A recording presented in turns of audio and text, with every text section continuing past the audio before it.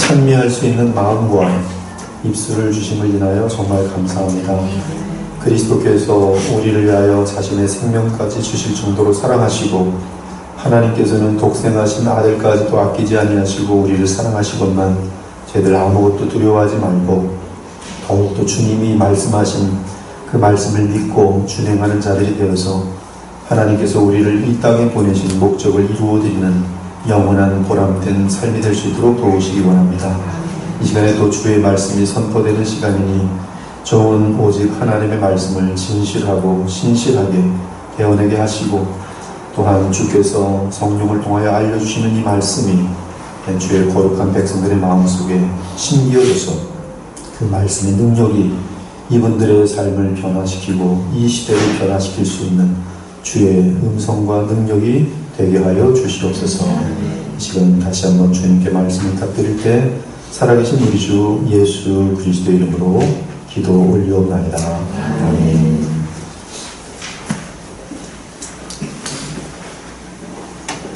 느헤미야를 강의를 쭉 하다가 느헤미야를 건너뛴 지 한 6개월 정도 된 것 같아요. 그리고 이제 2015년이 맞춰지기 전에 느헤미야를 마무리해야 되는 그런 마음이 오게 되면서 오늘 드디어 느헤미야 10장으로 나가게 됐습니다. 10장, 11장, 12장, 13장이 되면 느헤미야가 마치게 되는데 아마도 2015년에 느헤미야를 마칠 수 있을 것이라고 생각되어집니다.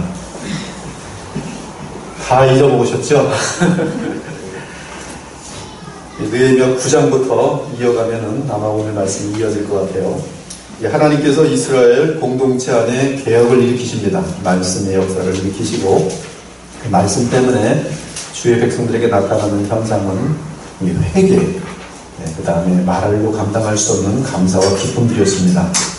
이때 하나님께서 개혁을 일으키시자 그 공동체 회원들은 자신들의 변화된 삶을 유지시키기 위해서 하나님 앞에서 공동체 차원으로 언약을 갱신합니다. 원래 이 모세를 통한 언약이지만 그 모세의 언약에서 벗어나지 않고 그 언약을 다시 한번 하나님 말씀을 기억하는 것이죠. 그리고 기억된 그대로 우리도 그렇게 순종하겠습니다 라고 다짐하는 그런 시간을 갖게 됩니다. 이때 그들은 서명이라는 특이한 방법을 사용하여 그들의 맹세와 결심을 분명하게 합니다. 느헤미야 9장부터 보도록 하겠습니다. 느헤미야 9장 33절 이하입니다. 느헤미야 9장 33절 이하입니다. 그러나 우리가 당한 모든 일에 주는 공의로우시니 우리는 악을 행하였사오나 주께서는 진실하게 행하셨음이니이다.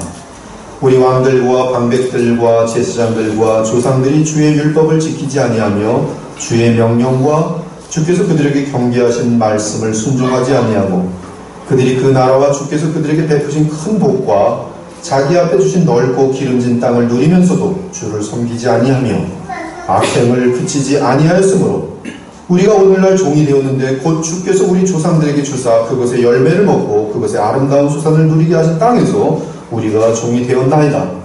우리의 죄로 말미암아 주께서 우리의 세우신 이방 왕들이 이 땅에 많은 소산을 얻고 그들이 우리의 몸과 가축을 임으로 관할하오니 우리의 곤란이 심하오며 원어로 보면 심하오니 이제 우리는 정신 차리고 주님 앞에 충성하겠습니다라는 내용이 38절로 이어집니다. 우리가 이 모든 일로 말미암아 이제 견고한 언약을 세워 기록하고 우리의 방백들과 레위 사람들과 제사장들이 다 인봉하나이다 하였느니라.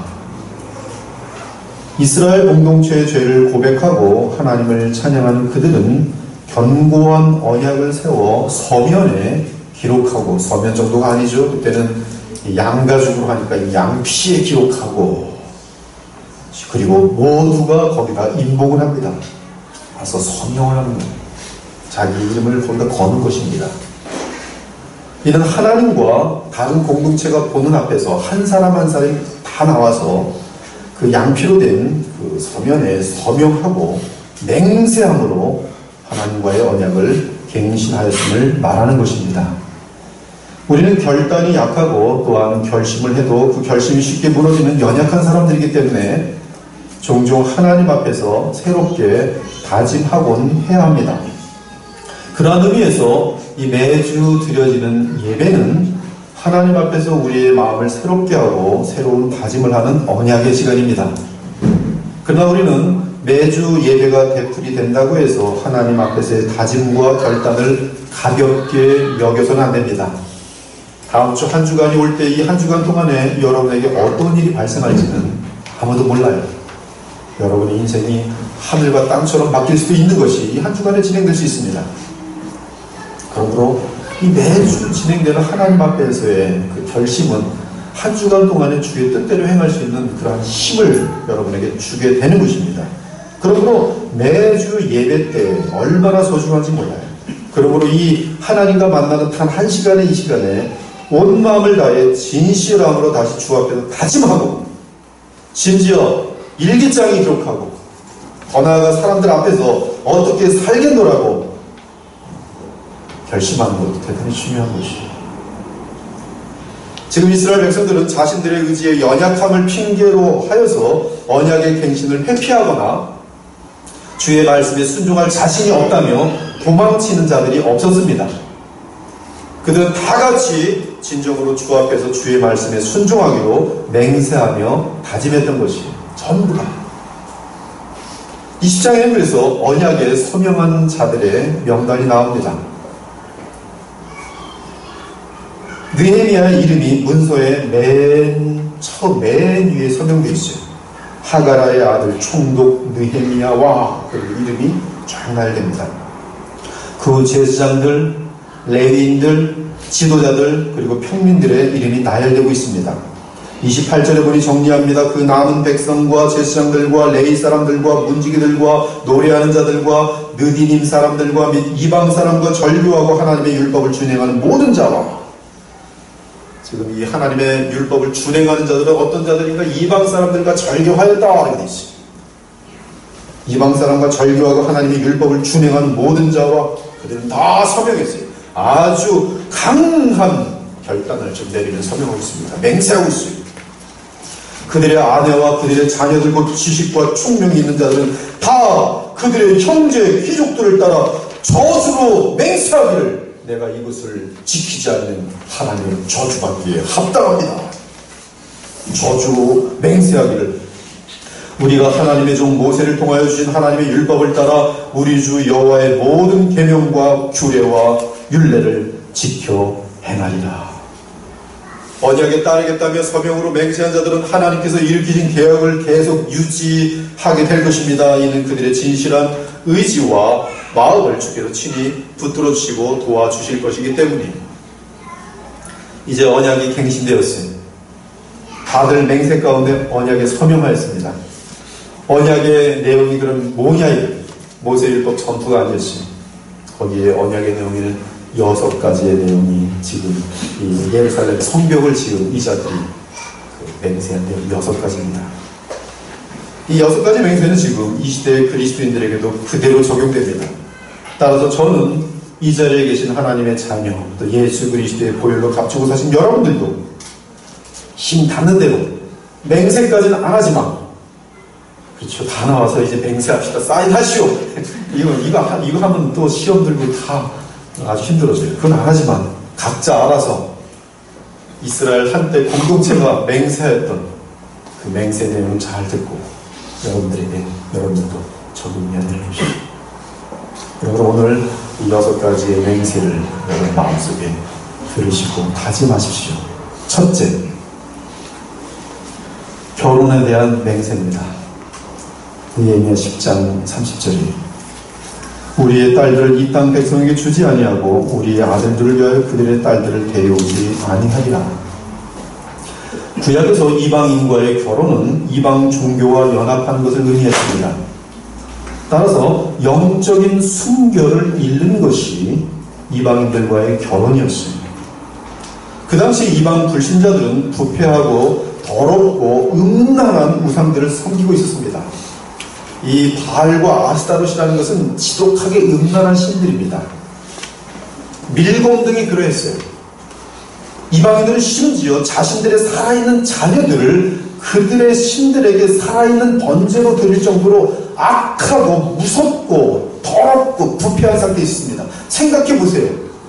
우리의 이 귀한 자녀들을 불에다 산채로 던지고 있는 거예요. 신에게. 그것이 바로 몰렙 종교입니다. 이방 종교와 연합하면 그들을 같이 하는 겁니다. 그런데 거룩한 주의 공동체인 이스라엘이 이방 여인들과 결혼하게 되면 이방 우상들의 그 관습이 들어오게 되는 것이고 그렇게 해야 되는 것입니다. 그러므로 이스라엘의 부패와 직결되는 것이 결혼이었습니다. 사실 이스라엘이 바벨론 포로로 잡혀가게 된 가장 중요한 원인은 영적 순결을 잃고 혼합한 거기 때문입니다. 혼합주의, 싱크로티즘. 그것이 하나님께서 그들을 버리신 주된 이유입니다. 하나님은 우리가 죄인이기 때문에 여러 가지 죄들을 어떤 때는 관용하시면서 계속 기다려주십니다. 도둑질도 기다려주세요. 매를 때리기죠. 그러나 영적 순결을 잃을 때는 주께서 버리십니다.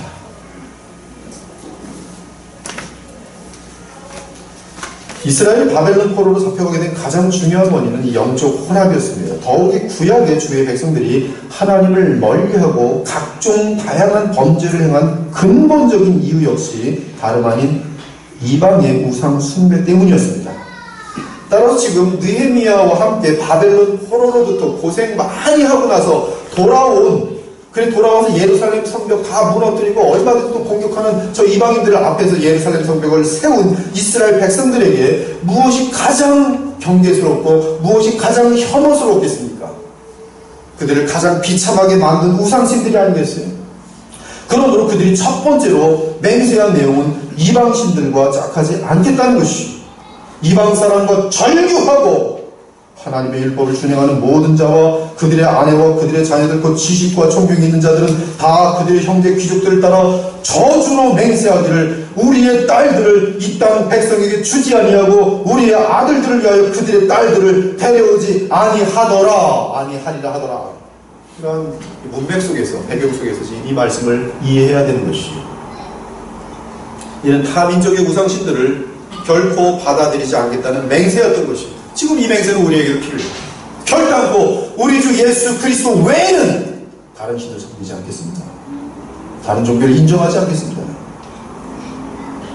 사사기를 보면 이스라엘 자손이 하나님께 두들겨 맞는 이유가 정확하게 나옵니다. 이스라엘 자손은 가나안 족속과 헷 족속과 아모리 족속과 브릿 족속과 시위 족속과 여부스 족속 가운데서 거주하면서 그들의 딸들을 맞아 아내로 삼으며 자기 딸들을 그들의 아들들에게 주고 또 그들의 신들을 섬겼더라. 이와 같이 이스라엘 자손이 여호와의 목전에 악을 행하여 자기들의 하나님 여호와를 잊어버리고 바알들과 아세라를 섬긴지라. 이에 여호와께서 이스라엘에게 진노하사 그들을 메소포타미아 왕 구산 리사다임의 손에 팔았으므로 이스라엘 자손이 구산 리사다임을 8년 동안 섬겼더라. 그것의 패턴이 차상입니다. 똑같아요. 지금 이 시대의 그리스도인들도 마찬가지입니다. 우리는 주 여호와 삼위일체 하나님만을 섬겨야 합니다. 그분만이 참신이에요. 그 외의 신은 마귀입니다. 악령들이에요. 우리는 이 땅에 사람의 몸을 입고 오신 하나님의 아들 주 예수 그리스도만을 의지하여 주 하나님께 예배 드려야 합니다. 사랑하는 여러분, 우리는 이 땅에 사는 동안에 관용해야 합니다. 크리스찬들이 째째하고 속이 좁으면 하나님의 복음의 길을 많이 막습니다. 우리는 웬만하면 거의 다 져야 합니다. 양보해야 합니다. 그러나 결코 양보해서는 안 되는 것이 있어요. 그것은 영적 순결입니다. 영적 순결을 지키려면 진리의 복음을 지켜야 하고 오직 주 예수 그리스도만을 믿는 믿음을 지켜야 합니다. 즉 개혁 신앙에서 솔라라고 불리는 오직을 지키면서 결단코 양보해서는 안 되는 것이에요. 역사 속에서 하나님께서 엄청난 역사 가운데 누구든지 이것만은 결단코 생명을 지켜서 보호하라고 한 것이 바로 이 솔라입니다. 오직 믿음이, 오직 은혜입니다. 오직 성경이, 오직 그리스도 예수입니다. 오직 하나님께요. 이 오직 때문에 크리스찬들은 핍박을 받았어요. 그거 도라고 하면 절대 핍박받지 않습니다. 오직 예수님만이 하나님의 아들이라 할 때 이슬람으로부터 핍박받게 돼 있어요. 이 오직들 외에는 가능한 양보하며 관용하기 바랍니다. 그러나 이 오직 부분에 관여한 것들에 있어서는 우리의 삶과 생명을 다 잃더라도 지켜야 하는 것이, 그것이 바로 혼합주의에 빠지지 않고 하나님 앞에서 우리의 믿음을 순결하게 지키는 것이. 현재 수많은 신자들의 삶의 모습은 불신자의 모습과 그리 다르지 않습니다. 그러므로 불신자들이 신자들을 보면 자신들과 다르지 않기 때문에 자꾸 연합하기를 원합니다. 그래서 지금 시대는 이방인과 신자가 결혼하는 일들이 허다합니다. 이는 교회의 수준 및 성도들의 수준이 땅바닥에 떨어져 있다는 것을 의미합니다. 우리 성도들이 세상 사람들과 별다를 바 없는 자들이 되는 이유는 그 마음속에 우상이 있어서 그러합니다. 그 마음속에 하나님보다 더 소중한 것이 있기 때문에 세상 사람들과 점점 비슷해지는 것이에요. 그리스도 안에서 하나님과 동행하지 못할 때 우리의 영적인 감각은 곧바로 무뎌지고 이 우상 때문에 우리는 점점 죄에 대해서 무감각해집니다. 심지어 거짓 복음에 대해서도 아무런 분별을 하지 못하게 되고 계속 죄악의 구렁텅이에 머물다가 주의 엄중한 채찍을 받게 되는 것이. 왜 영적 순결을 잃습니다? 왜 잃습니까? 우리 마음속에 우상이 있어요. 이생의 자랑이 있어요. 이에 바울은 엄중하게 신자들에게 명령합니다. 너희는 믿지 않는 자와 멍에를 함께 매지 말라. 의와 불법이 어찌 함께하며 빛과 어둠이 어찌 사귀며 그리스도와 벨리알이 어찌 조화되며 믿는 자와 믿지 않는 자가 어찌 상관하며 하나님의 성전과 우상이 어찌 일치가 되리요. 우리는 살아계신 하나님의 성전이라. 이와 같이 하나님께서 이르시되 내가 그들 가운데 거하며 두루 행하여 나는 그들의 하나님이 되고 그들은 나의 백성이 되리라. 그러므로 너희는 그들 중에서 나와서 따로 있고 부정한 것을 만지지 말라. 내가 너희를 영접하여 너희에게 아버지가 되고 너희는 내게 자녀가 되리라. 전능하신 주의 말씀이니라. 그러므로 성도가 불신자와 결혼하는 것은 주 하나님의 공개적인 말씀을 무시하는 것입니다. 성도들은 오히려 결혼을 안 할지언정 불신자와 결혼하지 않는 것이 훨씬 더 낫습니다. 그 이유는 참 성도와 불신자의 가치관은 하늘과 땅만큼 차이가 크기 때문에 신앙생활을 하기가 쉽지 않기 때문입니다. 자녀를 기를 때에도 신자와 불신자는 가치관이 근본적으로 틀려서요 계속 부딪히게 돼 있어요. 돈 사용하는 문제도 그러합니다. 사회생활도 그래요. 불신자들은 그 모든 궁극적인 끝이 쾌락입니다. 근데 마음속에 그래도 거듭난 영혼이 있다면 그것이 로처럼 꺼린 거죠. 기쁘지가 않습니다. 근데 어떻게 끌려가야죠. 힘듭니다. 문화생활도 마찬가지. 모든 분야에서 서로 완전하게 다릅니다. 만일 신자라고 하는데 불신자와 별 차이를 느끼지 않는 어떤 성도가 있다면 그 성도는 가짜 성도이든지 아니면 신앙을 저버리는 배도하는 성도입니다. 그러므로 하나님 앞에서 참된 성도의 삶을 살려면 우리는 주 하나님의 말씀에 따라 철저하게 오직 성도들끼리만 결혼 언약을 맺어야 하는 것이.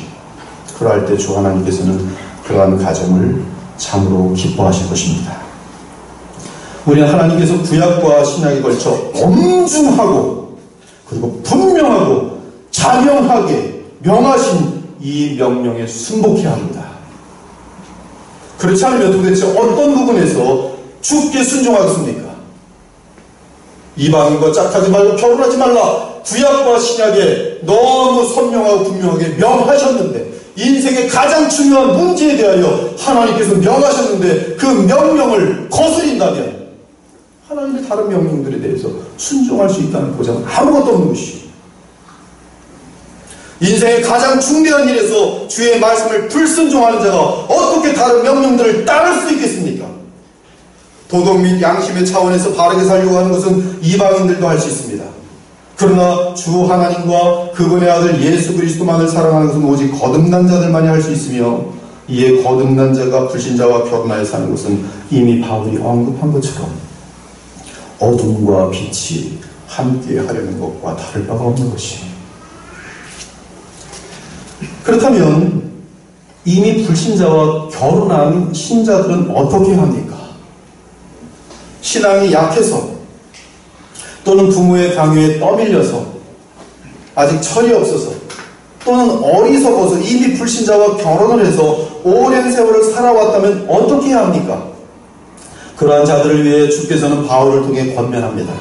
그 해답은 성도들은 불신자와 결혼한 성도들은 불신자인 아내 또는 남편에게 복음의 메시지가 되는 삶을 살라고 말해요. 그것이 답입니다. 결혼하였느냐? 이미 지나간 일이 할 수 없어요. 그렇다면 그 영혼을 구원받을 수 있도록 계속적으로 복음의 삶을 철저하게 살라는 것이.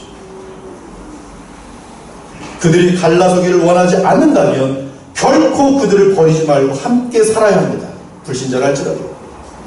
그럼에도 불신자인 아내의 남편의 요구보다 주 하나님의 명령에 순종하는 삶을 살아야 한다고 말합니다. 여자는 남편에게서 갈라서지 말고, 지금 불신자와 결혼한 경우입니다. 만일 갈라섰으면 그대로 지내든지 다시 그 남편과 화합하든지 하라. 남편도 아내를 버리지 말라. 그 나머지 사람들에게 내가 말하노니 만일 어떤 형제에게 믿지 아니하는 아내가 있어 남편과 함께 살기를 좋아하거든 그를 버리지 말며, 어떤 여자에게 믿지 아니하는 남편이 있어 아내와 함께 살기를 좋아하거든 그 남편을 버리지 말라. 믿지 아니하는 남편이 아내로 말미암아 거룩하게 되고 믿지 아니하는 아내가 남편으로 말미암아 거룩하게 되나니 그렇지 아니하는 너희 자녀도 깨끗하지 못하니라. 그러나 이제 거룩하니라. 불신자와의 삶 속에서 계속적으로 복음의 삶을 살고 있으면 그 남편이 주님께로 돌아올 가능성은 지극히 큰 것이고 그 자녀들은 거룩한 자들이 돼요. 즉 예수 그리스도를 온전히 믿는 거듭난 자들이 된다 이 말씀입니다. 혹 믿지 아니하는 자가 갈리거든 갈리게 하라. 삶의 방법 때문에, 믿음 때문에 그 사람이 떠나가겠다면 떠나고, 그분이 나를 먹여 살렸는데 떠나겠다고 합니다. 성경은 떠나보내. 무엇을 위해서? 하나님을 향한 신앙을 위해서. 형제나 자매나 이런 일에 구애될 것이 없느니라. 그러나 하나님은 화평 중에서 너희를 부르셨느니라. 그리고 분명히 목적을 말합니다. 왜 불신자와 지금 살아가고 있어야 되는가?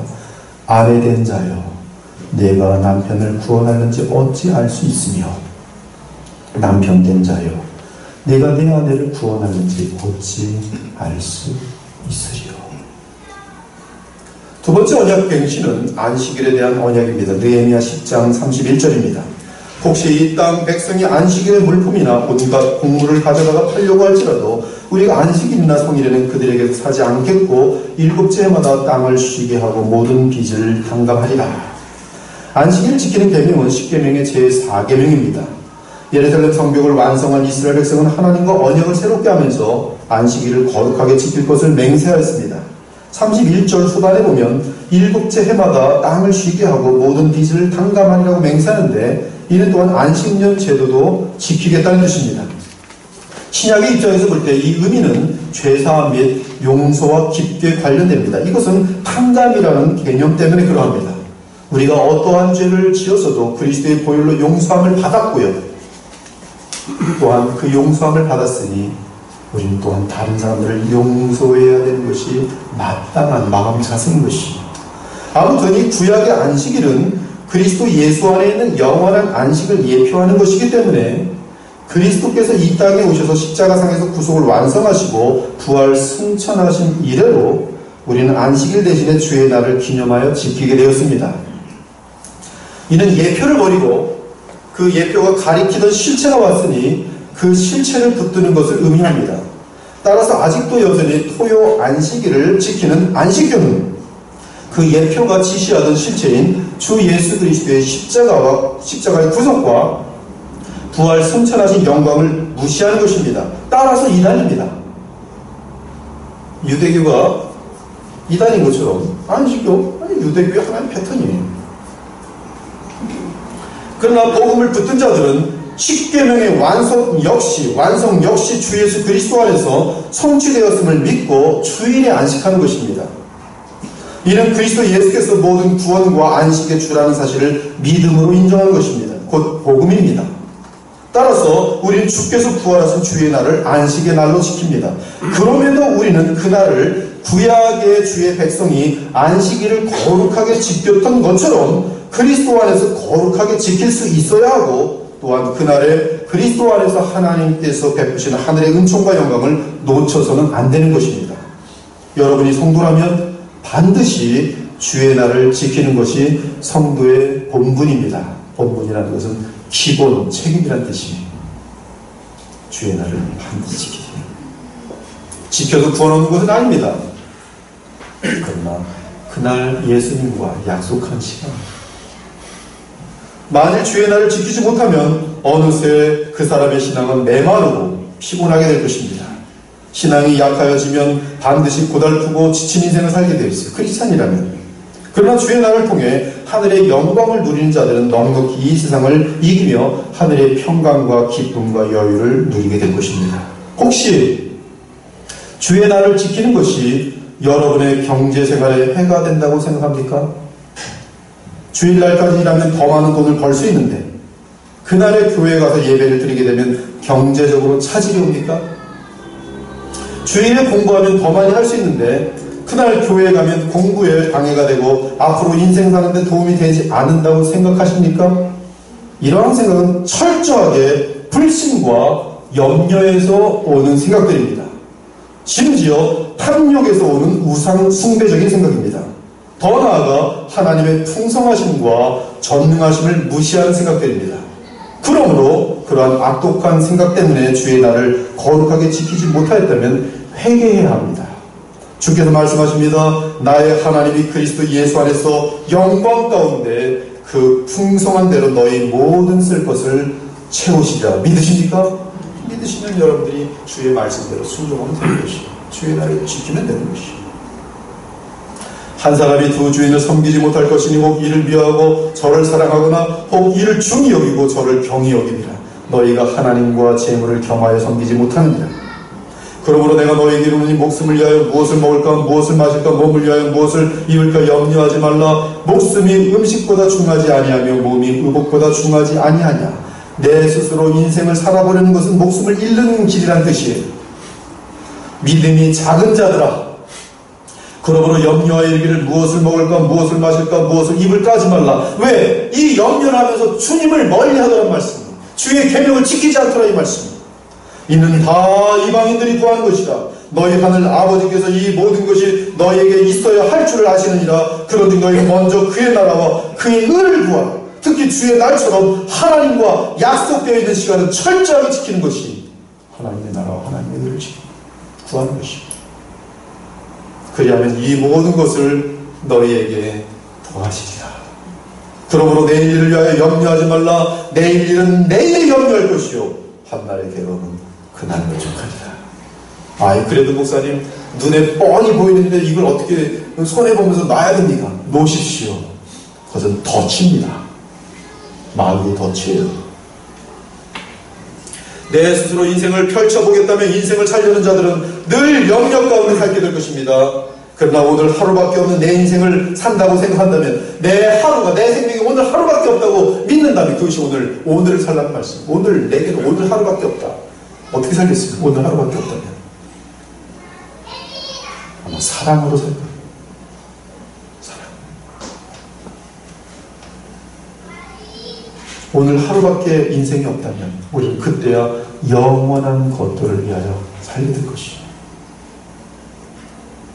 그 이름 바로 먼저 하나님의 나라와 그분의 의를 구하는 삶.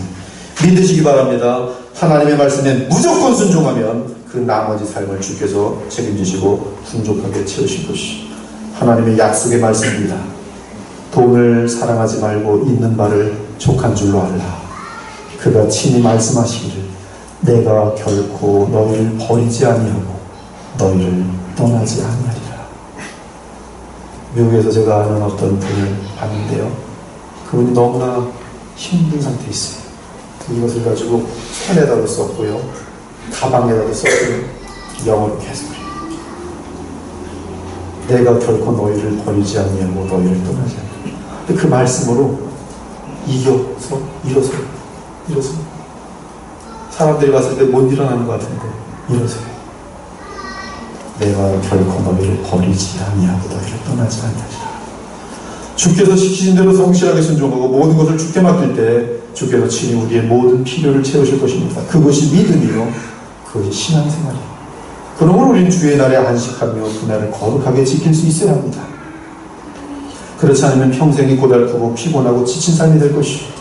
그러나 주 예수 그리스도 안에서 주의 날에 안식을 배운 자들은 평생에 있어서 그들의 삶이 풍성하고 여유 있고 안정한 삶을 살게 될 것입니다. 그 이유는 어떤 상황에서도 하늘의 평강과 기쁨과 풍족함을 누리는 비결을 배우게 될 것이기 때문입니다. 셋째 맹세는 성전 유지를 위해 예물을 바치겠다는 언약에 맹세했습니다. 10장 32절에서 34절입니다. 우리가 또 스스로 규례를 정하기를 해마다 각기 세겔의 3분의 1을 수납하여 하나님의 전을 위하여 쓰게 하되 곧 진설병과 항상 드리는 소제와 항상 드리는 번제와 안식일과 초하루와 정한절기에 쓸 것과 성물과 이스라엘 위하는 속죄제와 우리 하나님의 전의 모든 일을 위하여 쓰게 하였고 또 우리 제사장들과 레위 사람들과 백성들이 제비 뽑아 각기 종족대로 해마다 정한 시기에 나무를 우리 하나님의 전에 바쳐 율법에 기록한 대로 우리 하나님 여호와의 제단에 사르게 하였도다.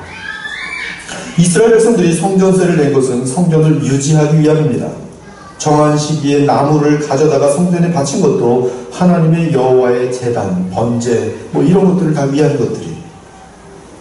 성전에는 제사장들과 성전을 관리하는 자들 또한 예배를 돕는 찬양하는 자들이 있었습니다. 우리 역시 그들과 마찬가지로 교회 운영을 위해 헌금을 드리는 것이 마땅합니다.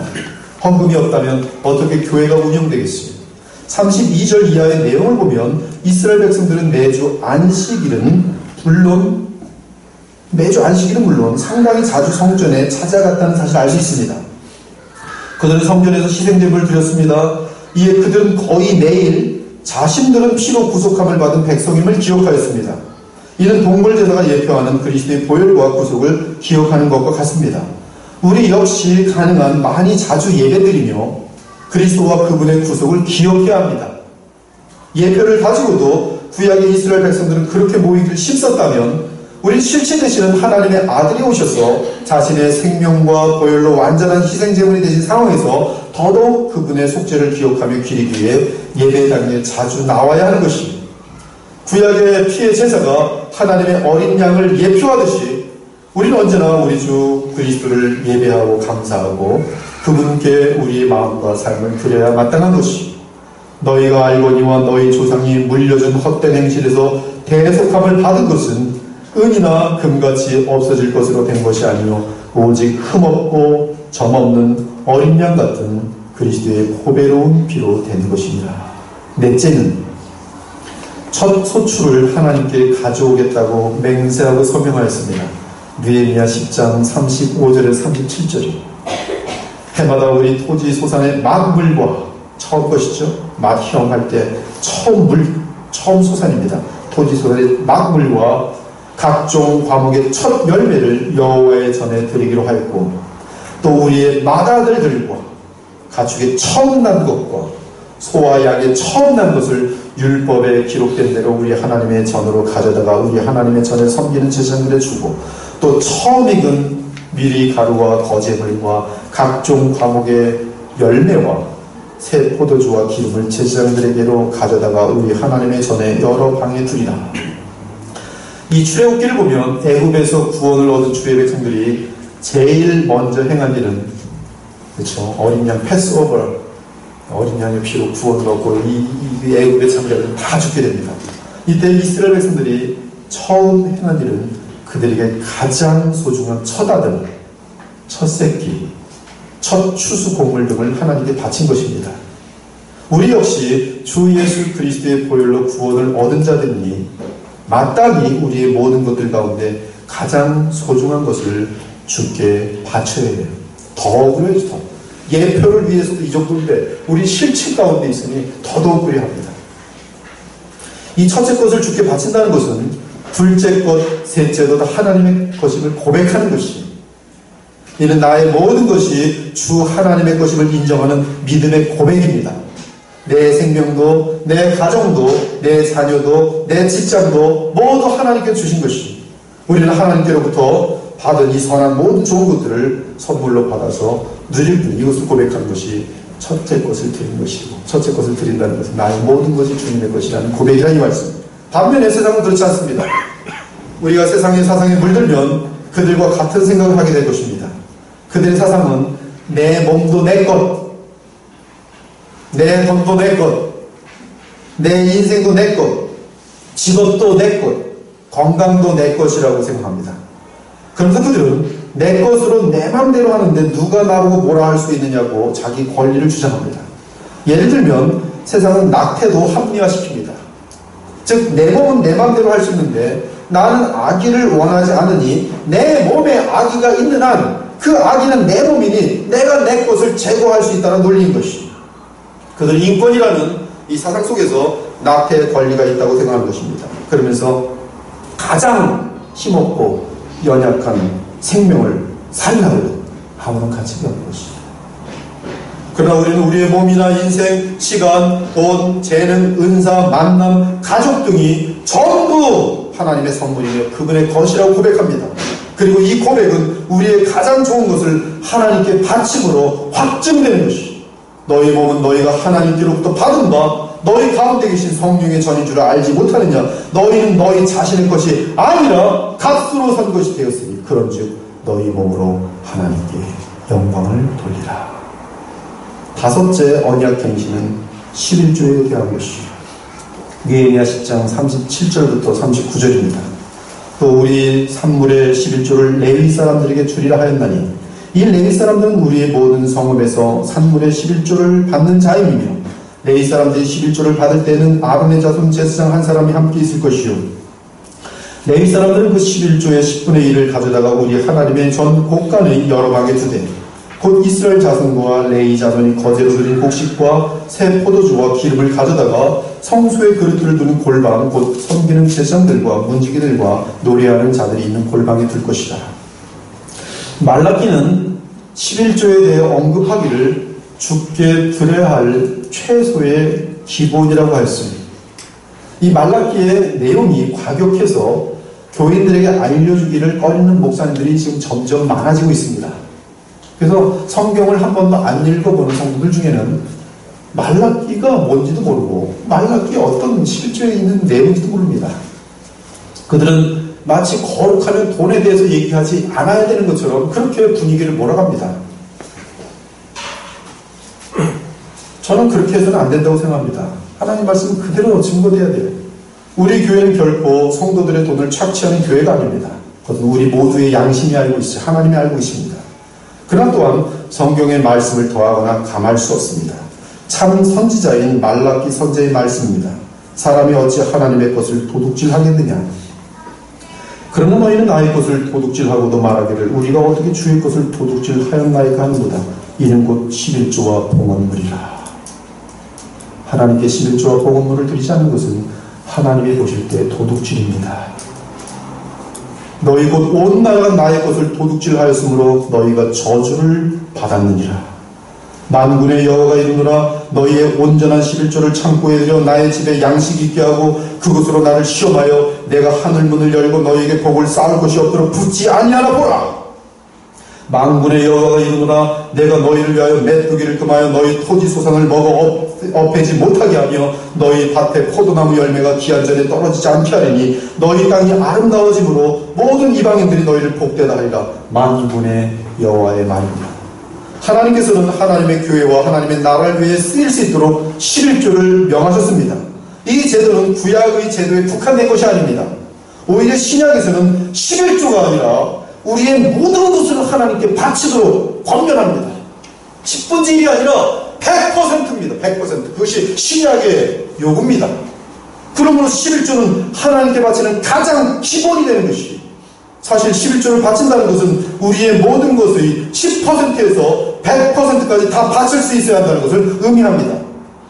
그 증거로 신약의 연보 개념을 연구해보면 쉽게 알 수 있습니다. 이 신약의 연보 기준은 내 생명과 삶 자체를 나를 구원하신 주 예수 그리스도께 다 드린 것을 의미합니다. 그것이 연보예요. 하나님께서 우리에게 예수 그리스도를 연보하셨어요. 하나님께서는 우리에게 조금도 아끼지 아니하시고 자신의 생명보다 귀한 아들을 우리에게 주셨다 이 말씀. 그러므로 우리도 하나님께 연보하는 것이, 즉 나의 모든 것을 주님께 바치는 것입니다. 그것이 바로 연보예요. 그러한 의미에서 심지어 지독하게 가난할지라도 성도들은 연보하였어요. 형제들아, 하나님께서 마개 분야 교회들에게 주신 은혜를 우리가 너희에게 알리노니 굉장히 가난했습니다. 환난의 많은 시련 가운데서 그들의 넘치는 기쁨과 극심한 가난이 그들의 풍성한 연보를 넘치도록 하게 하였느니라. 마게도냐 교인들은 지극히 가난했어요. 극심하게 가난했어요. 그러나 풍성하게 연보했어요. 왜? 나의 모든 것을 다 주님께 바칩니다. 내가 증언하노니 그들이 힘대로 할 뿐 아니라 힘에 지나도록 자원하여 연보하였느라. 이때 하나님께 드리는 11조 및 모든 연보는 자원하는 마음으로 드려야 합니다. 오직 너희는 믿음과 말과 지식과 모든 간절함과 우리를 사랑하는 이 모든 일에 풍성한 것이 이 연보에도 풍성하게 할지니라. 내가 명령으로 하는 말이 아니요 오직 다른 이들의 간절함을 가지고 너희의 사랑의 진실함을 증명하고자 합니다. 너희의 사랑의 진실함을 입증하고 싶은가? 연보하시면 어떤 연보에 나의 모든 것을 다 드린 연보. 우리 주 예수 그리스도의 은혜를 너희가 알고니와 부요하신 이로서 너희를 위하여 가난하게 되시고 그의 가난함으로 말미암아 너희를 부요하게 하려 하십니다. 연보를 바친 일에 진실하며 풍성해야 한다는 뜻입니다. 또한 성도를 위하는 연보에 관하여는 내가 갈라디아 교회들에게 명한 것이 너희도 그렇게 하라. 매주 첫날에 너희 각 사람이 수입에 따라, 원어로는 수입에 비례하여 모아두어서 내가 갈 때에 연보를 하지 않게 하라. 평소에 연보 생활을 제대로 하라는 것입니다. 바울은 수입에 비례하여 연보해야 한다고 권합니다. 그러면서 바울은 연보와 관련해서 심는 대로 거둘 것이라는 불변의 영적 원칙을 말합니다. 각각 그 마음에 정한 대로 할 것이요 인색함으로나 억지로 하지 말지니 하나님은 즐겨내는 자를 사랑하시느니라. 하나님이 능히 모든 은혜를 너희에게 넘치게 하시나니 이는 너희로 모든 일에 항상 모든 것이 넉넉하여 모든 착한 일을 넘치게 하게 하려 하시며 심는 자에게 씨와 먹을 양식을 주시는 이가 너희 심을 것을 주사 풍성하게 하시고 너희 의의 열매를 더하게 하시니 너희가 모든 일에 넉넉하여 너그럽게 연보를 하는 그들이 우리로 말미암아 하나님께 감사하게 하는 것이다. 저는 여러분들이 가난해지는 거 원치 않아요. 저는 여러분들이 무슨 투자 개념으로 증권 사듯이 하나님의 나라와 거래하는 거 원치 않아요.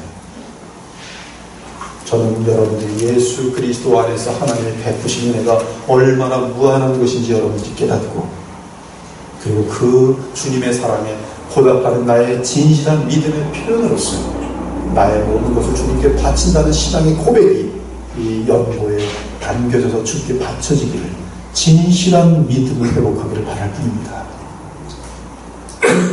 이렇게 주 예수 그리스도를 사랑하며 감사하는 마음으로 마음껏 풍성하게 연보할 때 그 결과는 풍성한 열매입니다.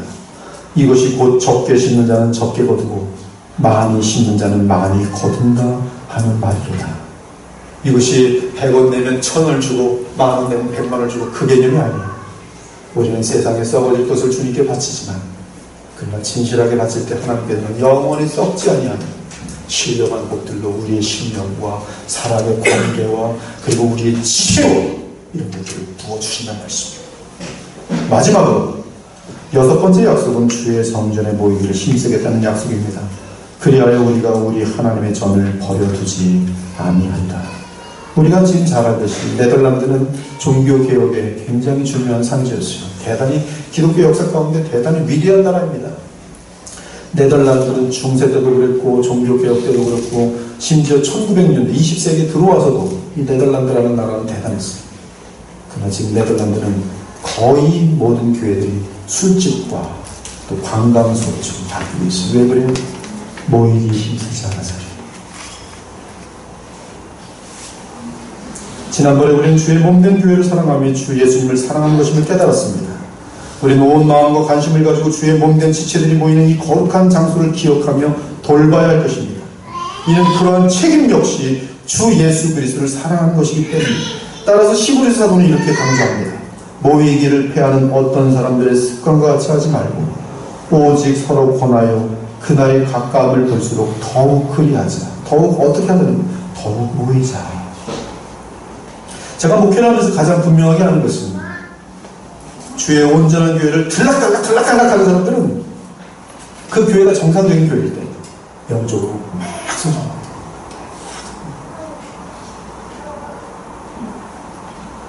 왜 그럽니까? 쉴 새 없이 예배하고, 쉴 새 없이 기도하고, 쉴 새 없이 참된 크리스천들과 성도의 교제를 나누는데 그리스도를 닮지 않을 수가 없는 것이죠.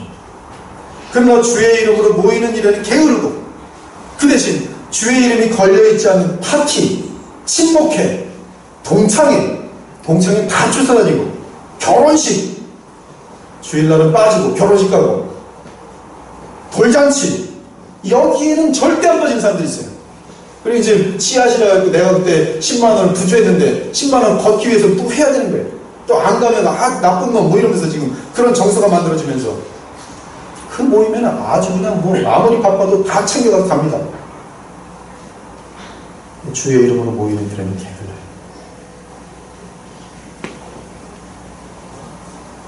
주의 이름이 없는 곳에 모이기를 힘쓰는 자들은 어느새 신앙을 잃고 주의 복음의 능력을 누리지 못하고 허송세월을 하는 것을 발견하게 됩니다. 그러므로 우리는 세월을 아끼는 가운데 주께서 우리에게 주신 시간을 다시 주께 드려야 합니다. 그러려면 주님을 예배하는 시간에 주의 거룩한 장소에서 모이기를 게을리하지 말고 노력해야 하는 것입니다. 사랑하는 여러분, 이것이 6가지의 이스라엘 백성들, 예루살렘 성벽을 짓고 하나님의 성령의 역사가, 말씀의 역사가 일어났던 이들이 어떻게 하면 이 부흥과 이 개혁을 유지할 수 있을까? 진실한 마음으로 서명한 6가지 내용입니다. 우리 역시 우리를 구원하기 위해 자신의 모든 것을 다 바치신 우리 주 예수 그리스도와 그의 아들마저 아끼지 않으시고 우리에게 보내주신 주 하나님께 여러분의 마음과 삶을 다시 한번 다짐하고 드려야 되지 않겠습니까? 저는 오늘 이 말씀이 상당히 부담스러웠어요. 그래서 사실은 9장을 마치고 10장에 들어가는 게 많이 힘들었습니다. 그러나 지난 3주년 예배를 마무리하면서 성경대로 전해야 되는 것이 목자의 사명이구나. 방금 오늘 여러분들에게 6가지. 이들은 맹세를 했어요. 저는 여러분들에게 맹세를 원하지 않아요. 그냥 진실한 다짐입니다. 이것이 비성경적입니까? 그렇지 않습니다. 성경적입니다.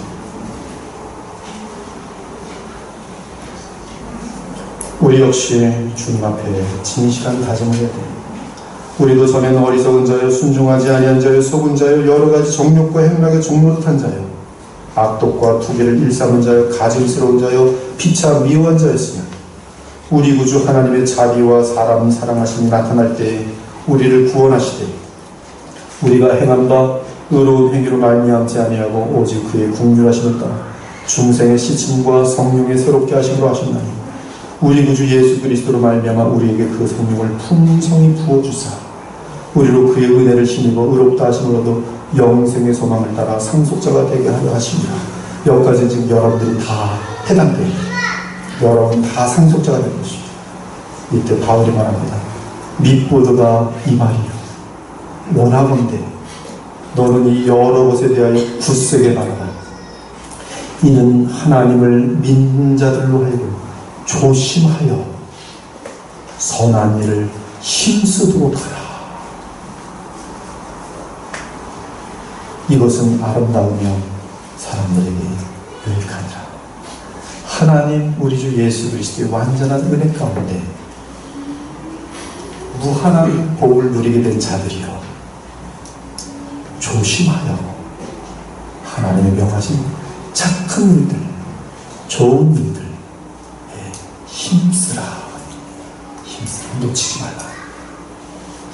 이 자리에 계신 여러분 모두가 우리 주 하나님의 크신 사랑과 풍성함과 그 진실한 주가 신실하심을 마음껏 여러분의 신앙생활 가운데 누리게 되시기를 우리 주 예수 그리스도 이름으로 축원합니다. 함께 기도하겠습니다. 주 하나님 감사합니다.